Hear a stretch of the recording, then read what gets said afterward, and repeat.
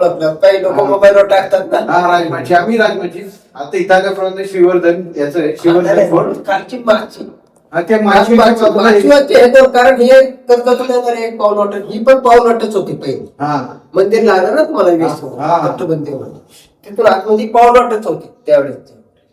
मग त्या या असल्यामुळे पूर्ण दरी असल्यामुळं खालचा एरिया माची गावचा का 4-5 जण असते, राजवाडावरती असते.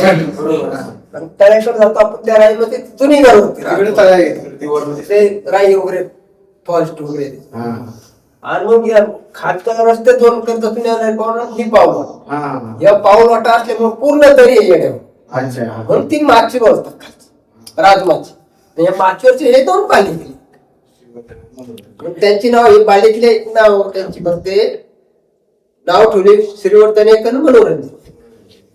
त्याला मनोरंजन नाव का पडलं काय आता त्यावेळेस ठेवलं असं काय ते त्यांच्या हिशोबाने. आता हे कसं शेजारी असं अनेक ठिकाणी गड नाहीये. बरोबर.